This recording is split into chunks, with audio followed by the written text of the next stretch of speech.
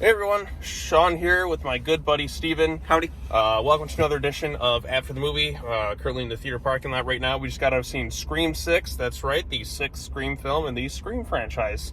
And we're here to give our thoughts on it. We'll start out spoiler-free, and then we'll have a certain point where we can discuss spoilers, because there's a lot of stuff, I guess, to talk about. So yes, I went ahead and rewatched. I'm a big fan of the Scream franchise. Well, I mean, at least the first couple. Actually, I just like the Scream series in general. Scream 5 is my least favorite of the whole series. There's a lot of things that movie did that just kind of rubbed me the wrong way. In particular, what they did with the character of Dewey Riley. I think that was a mistake, and I think even this movie is really missing David Arquette's presence, because he was, to me, they even mentioned this, the fan favorite, and yeah, he was, and just, I get why they did it to add stakes, but even then, his death felt kind of like an afterthought by the end of that movie, and some of it kind of lingers in this thing, but it definitely feels like there's a little bit of something missing within Scream 6. Mostly Neve Campbell did not agree to come back to do this due to contractual reasons, and plus, I mean, even if she were in it, it wouldn't have been... Really wouldn't have changed anything? Really wouldn't have changed much, because, I mean, she's not really the focal point of the story. So the focal point of the story is on the characters of Sam, Tara, and some of the remaining survivors from Scream 5, dealing with kind of the fallout of that. And, you know, Sam, as we learned in the last movie, was the daughter of Billy Loomis, which retroactively kind of makes some of his motivations feel a little off when we go back to it. So Billy was still fooling around with somebody else. I don't know, they just keep retroactively adding more things to it, to the point where it's just like getting kind of crazy. I don't know how I felt about that, because it almost made it seem like Billy was kind of, like, her projection of Billy was making it seem like a bit of an anti-hero thing in the last movie, which felt kind of weird enough. It was cool to see Skeet Ulrich back. At least we got to see him again, and like I said, he looks mostly the same, and you still get kind of visions of him in this movie. That was like one of the most genuine surprises in the last Scream movie. So now we're here, Lost in New York, as they should say, or Jason Takes Manhattan. This is a better version of Jason Takes Manhattan, because this Ghostface this time around is a lot more hardcore and barbaric, and I appreciated that aspect of it. Like, there were some things they did a little bit different this time around. Some real exciting kills, some intense, suspenseful sequences. As you saw in the trailer, Ghostface is wielding a shotgun around, and he's just going absolute ham this time around, and there's definitely some hamminess within this movie, especially when we get to, like, the big reveals at the end. Like, I was cracking up, because it's like, basically, without spoiling it just yet, let's just say the killer is the most over-the-top since Stu, in terms of... pretty much up there, that. Unless you count, like, Jill in 4, where she's just throwing herself through tables and stuff. I think this one's more over the top than right. It was pretty funny. So we'll get to that in a second, but I guess... What did you think overall of Scream 6, and if you have any thoughts on some of the other ones? I rewatched the whole series leading up to it, so I did like this one more than 5. I will say off the get-go, this is more entertaining than 5 was, but, yeah. Yeah, I mean, I only have not seen 5 in this franchise. I've seen 1 through 4, and now 6. I know what happens in 5, so I'm cool with not watching it. But... Right, because you can't watch Dewey dying. To me, like, that was, like...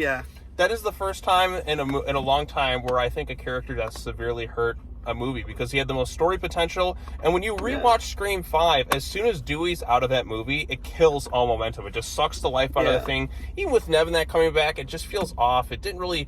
even, like, the characters who survived in that one were generally, like, the most annoying within the series, and just losing Dewey just put such a damper on that movie. And even then, like, the third act, like, without it, just feels kind of empty. Like, if you're gonna kill him off, at least save it for the third act. I mean, Scream 5, like I said, is my least favorite in the series. Like, I rewatched it again, because I only watched it like once last year and then once here, which, by the way, a quick turnaround with sequels. Like, it's been a long time since I've seen, like, sequels. Like, one was filmed, shot, and then they, like, wrote and then shot and then produced within a year the follow-up movie, like, right away. So, I mean, I appreciated the quickness of it. And they did bring back some characters from other Scream stuff, like not Neve Campbell, Hayden Panettiere's back, because I know a lot of people really liked her in 4, and she was quite good in 4.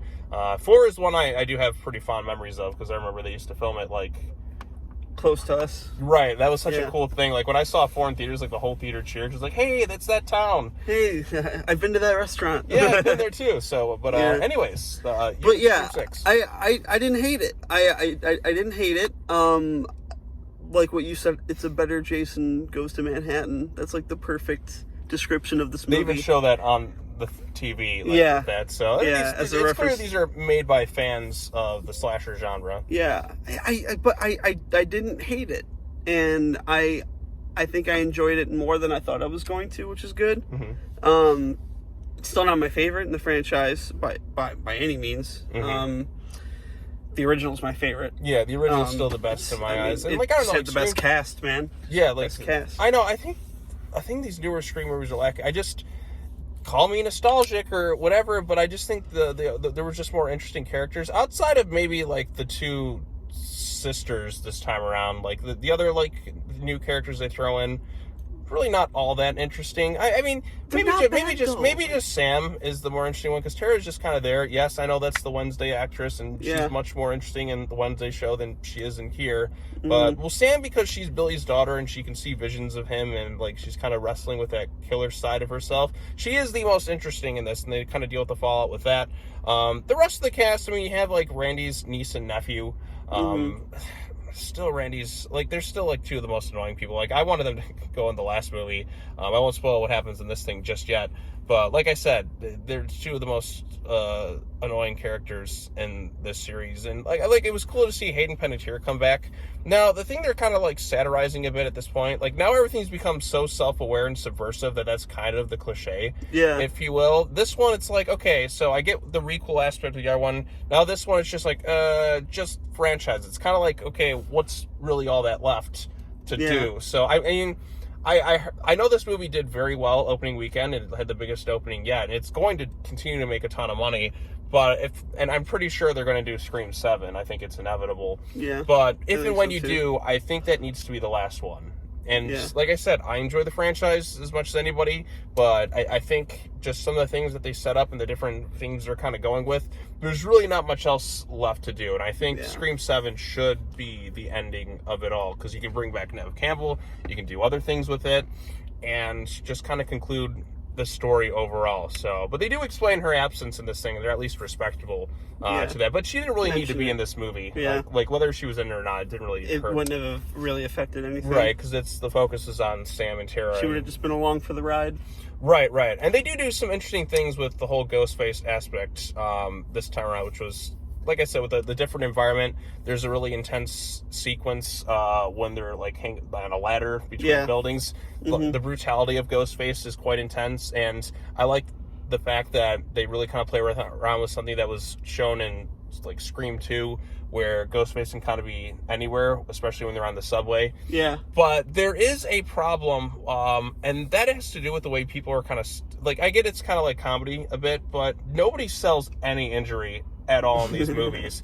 Like, somebody just got stabbed right in the stomach, and say what you want about some of the older Scream movies, but people actually sold those injuries. Yeah. Like, Dewey, like, was walking with a limp for, like, a couple movies, if you will, after getting stabbed. Here, characters get stabbed, and they're like, oh, I'm fine, no big deal or anything like that. It's not like they got cut here. No, you get stabbed purely straight in the stomach, which should be extremely painful, but like, people just no-sell the injuries. I'm like, what are they doing? What is this? Now, do you think they were doing that on purpose? To add to part of the campiness, or like they could be, but like I said, it's maybe. But even then, it just feels kind of. But then again, the Scream universe is kind of weird because it technically coexists. Like the Scream 3 established Jay and Silent Bob exist within this, so maybe it still exists with the universe. Like it's unrealistic. I don't know. It's really strange sometimes when you add in like characters from other things and just somehow throw them in there.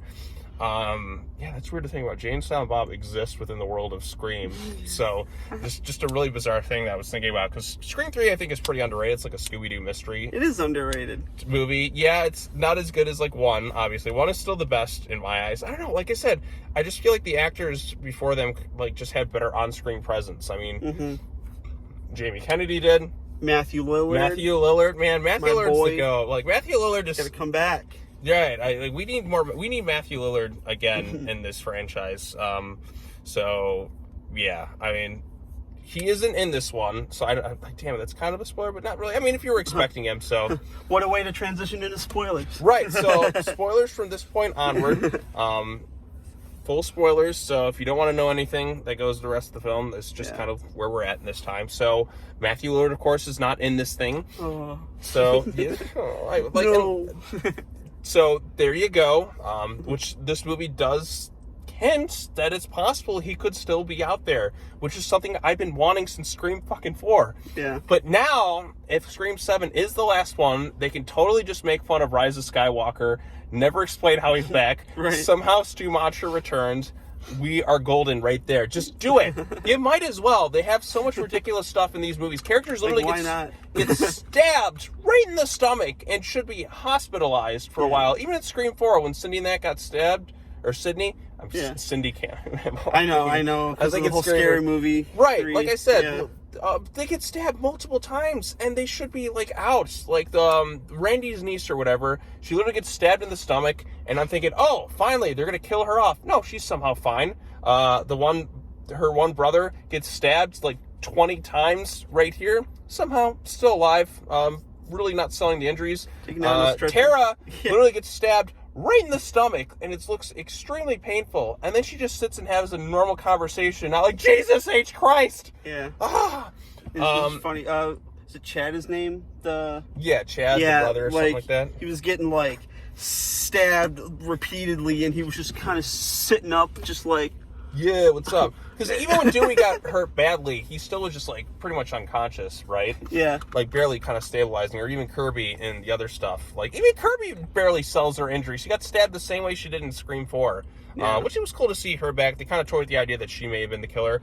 But let's talk about the killers this time around. So there's 5 in the movie, which is something, like, when they showed the first thing, and then they had the guy take off the mask, like, oh, that's kind of interesting. And then you come to find out that they're, like, it's kind of like the Dark Knight, if you will, where the Joker has, like, all these different apprentices, and they kind of screws them over in the end. Right, exactly. In that aspect.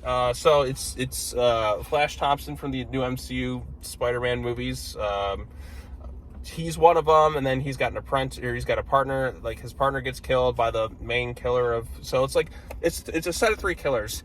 There's a brother and a sister who were the siblings of Richie or whatever from Scream 5, Sam's boyfriend. And then you, of course, have my favorite, the cop, the corrupt cop who has this shrine of Ghostface. That guy was so hammy and over the top. He was my favorite part of the movie. Yeah. I was cracking up. Like, his acting and his line delivery, so goofy. It was the delivery that just sold the over-the-topness. Right. He's the most over-the-top someone's been since Matthew Lillard, of course. And Of course. Like, because Matthew Lillard's still the GOAT. And I've been wanting to see him come back. And Matthew Lillard wants to come back. He's been saying it for years. He wants to come back. He was originally supposed to be in Scream 3. So the seeds are out there that he could still be alive. And they even show aspects like, hey, bodies can get moved around and stuff. Who's to say that Stu's parents didn't just pay some corrupt police officers off, and that's how he's kind of been hiding. And he's just been plotting everything from the shadows, or he's just been kind of hidden for the longest time.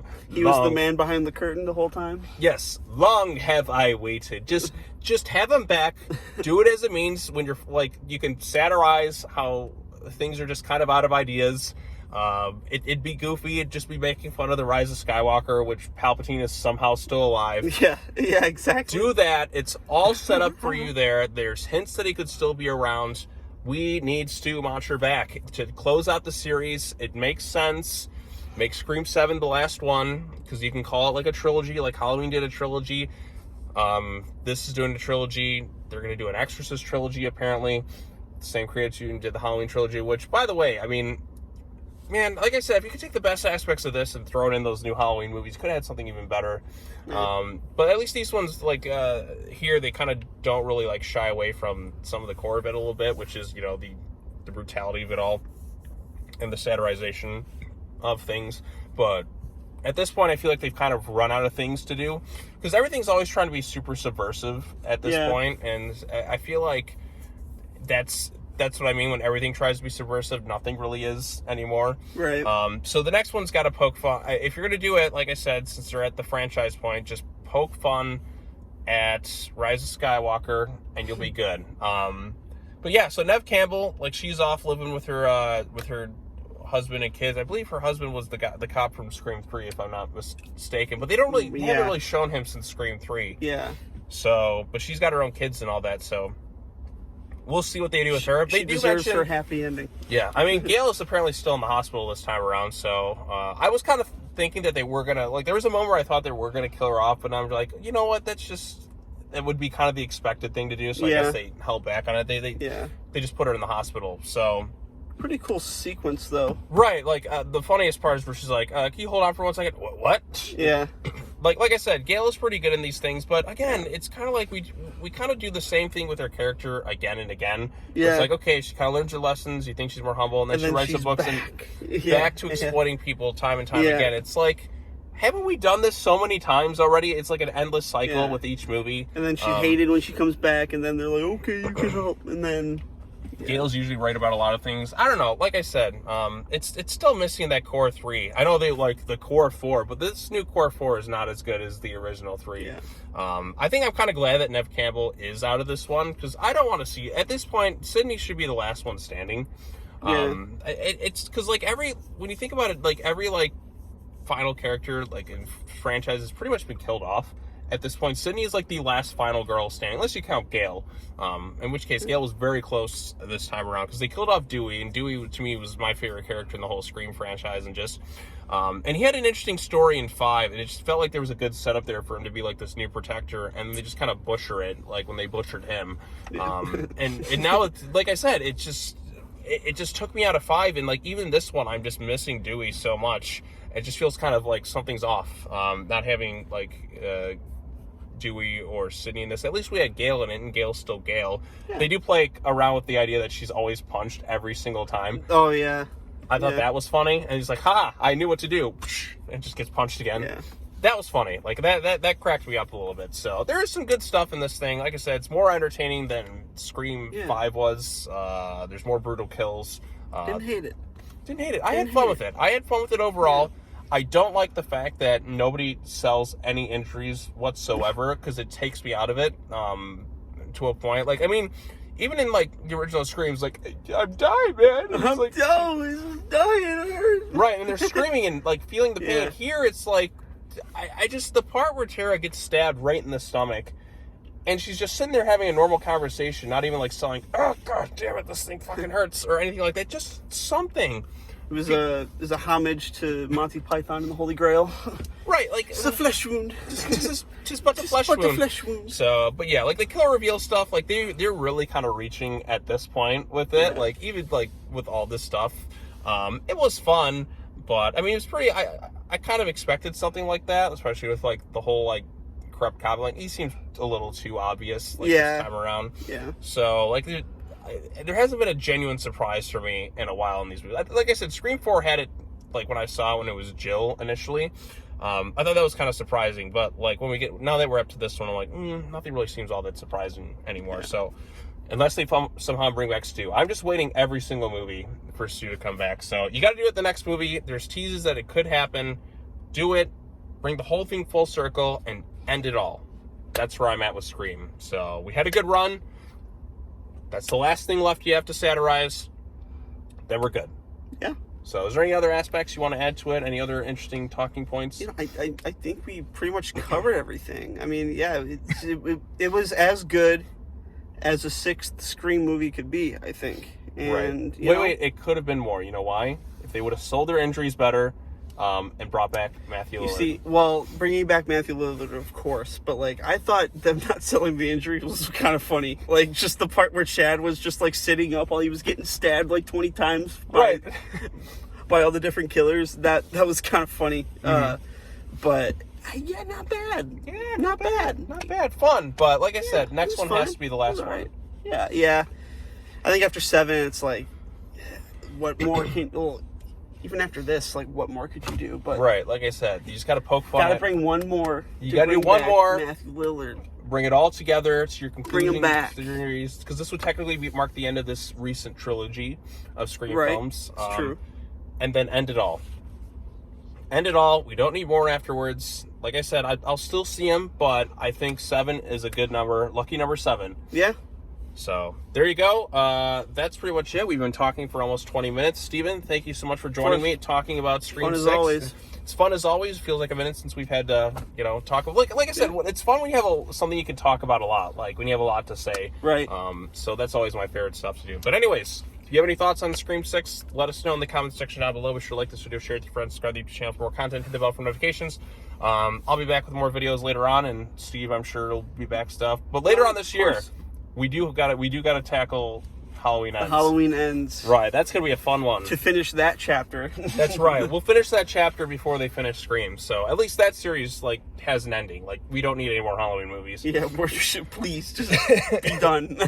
So I guess that's the moral of it. End it on a high note. Scream 7, conclude it all, and then we'll be good to go. Move on to something else. Bring back Jason. Bring back Freddy. Yeah. So all right. Well, that's all I got to say. As always, take care now. Bye bye. Then see you all in the next video. Peace.